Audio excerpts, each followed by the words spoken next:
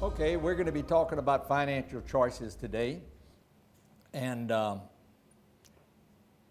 we, we have to understand that everyone comes from a different background.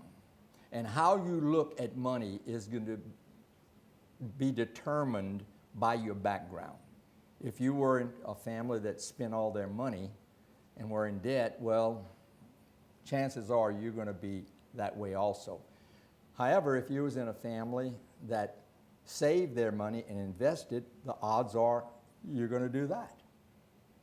But we are not stuck in any one of these molds. We can do what we want to do. God gave us a free will. Now, when a young person gets out of high school, what is he going to do when he starts earning money? Most of them start spending and getting themselves into debt. However, let's just take a little scenario here and think about a young man. He's in high school. He's got 4 years to go in high school.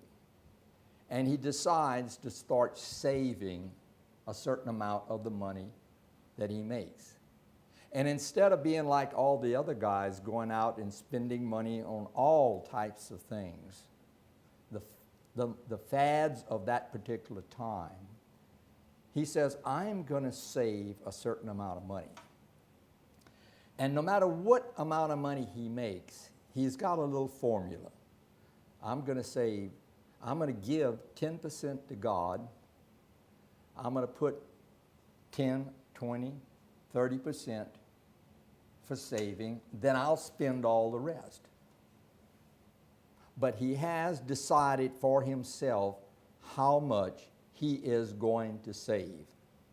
Now, this young man goes through the 9th grade, the 10th grade, the 11th grade, and 12th grade. And when he gets out of the 12th grade, he's got a sizable amount of money. Of course, again, depending on how much he makes and how much he saves, he's going to have, each person will have a different amount. Now, if this young person decides to do this and he gets out and he has several thousands of dollars, which he will have if he sets these goals, then he can go, for instance, and buy a house that needs repair. Puts the down payment that he saved over the 4 years of his high school while everybody else was spending their money and having a good time, which their good time is over with. Now he's got money to put down on a house.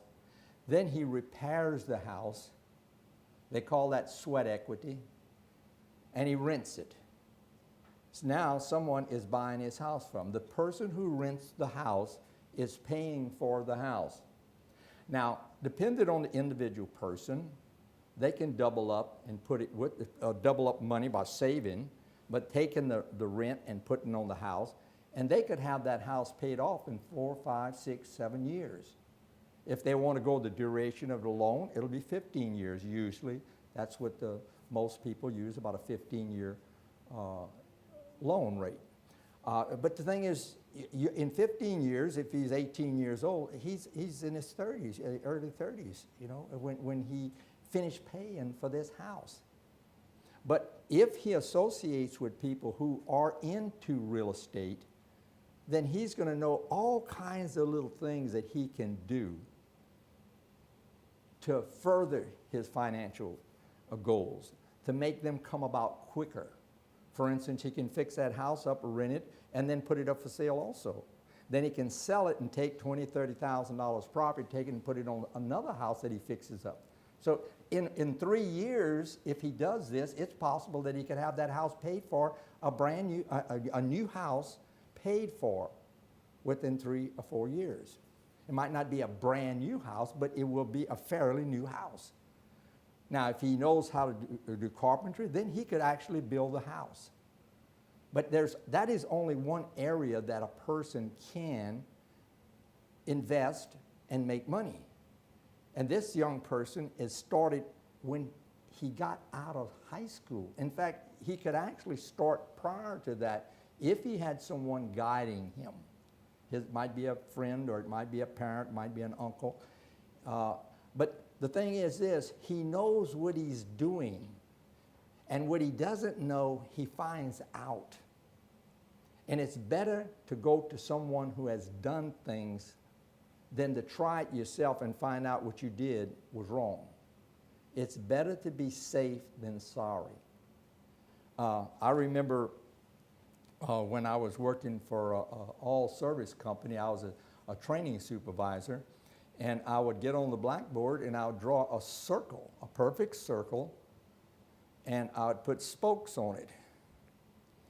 And on each spoke, I would write your faith, your family, recreation, and then I drew another one, and I came and I made it lopsided.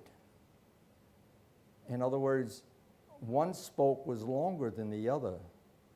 Say the one on faith was shorter, and the one on family and finances was shorter. The one on entertainment was longer. So you came out with the lopsided wheel.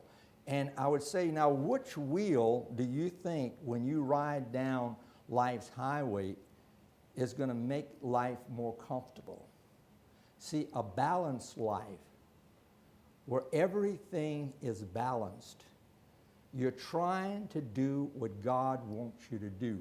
And God is a God of order. You know, when you get up in the morning, you ever notice the sun comes up? It really doesn't come up, but we just call it that. But the sun comes up at the same time. You know, you'd never have the sun in the afternoon coming up. It's going down. And you don't have the sun at night. The moon comes out at night. Again, it doesn't come out at night, but we just use that phrase. But God is a God of order. In fact, your most precise timepiece is matching or governed by the solar system, the way everything moves. So we got to understand that order is very, very important. And if we get where we are not orderly, it's going to affect our finances. And we're going to have financial problems. Just like in the home. If there's no order in the home, you're going to have a problem. Now, you know, a lot of times in an effort to try to get people to understand finances, they get upset. They said, well, money isn't everything. Well, no, it's not. Money can't buy happiness. No, it can't. But it sure can make life a lot easier when it is handled properly. So money is a tool, and when we use that tool properly, our life will flow a lot easier. We will roll down life's highway a lot smoother. Now, a fool doesn't understand that. Fools can always make excuses for their foolishness. They always blame someone else.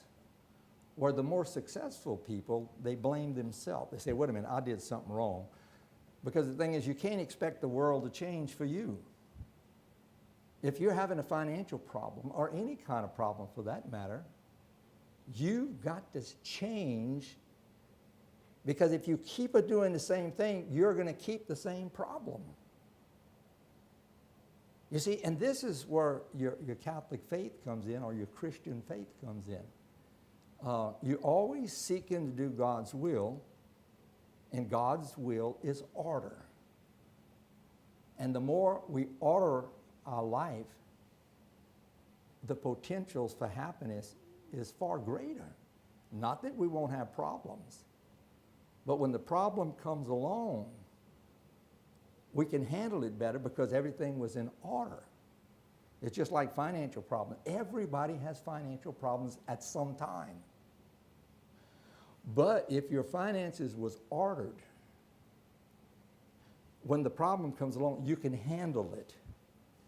If you were on the verge of going under when the problem comes along, you're sunk. You're sunk. Then you got to start all over again from the bottom. And what caused you to go under in the first place, if you don't change, will cause you to go under again. So the thing is, we have to do things the right way. if we want to be successful in finances.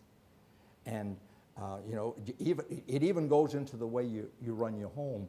If I have to go and get my children out of drug-related situations, it's going to cost me money. If I've got to pay for legal fees to get somebody out of trouble, it's going to cost money. So the thing is, a well-ordered life, we exclude these extra expenses so we can save that money and invest it. Then we don't have all the hard feelings that goes with these problems. You see, so again, the whole thing about finances is order. But the whole thing about life in general is order. But the world tries to make order look rigid, hard, cruel, and unsympathetic.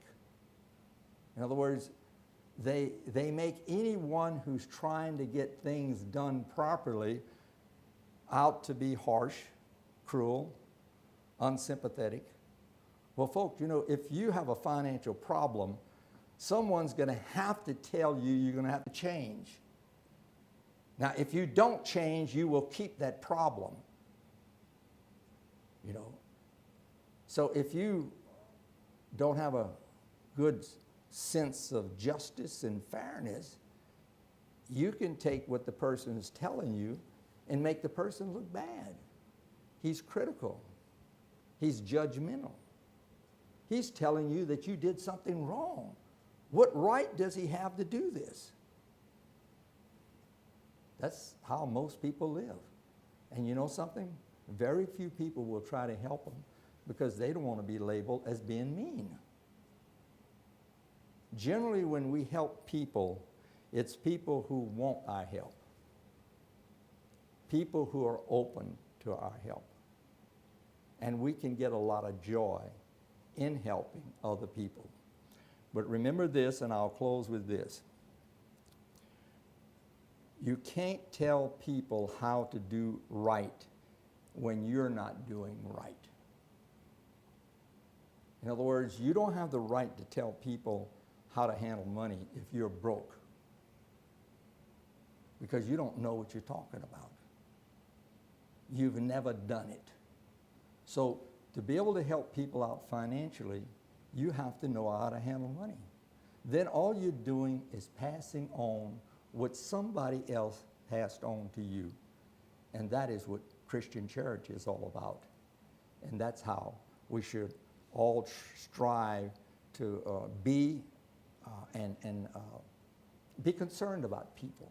Be concerned about people, not just ourselves. God bless you.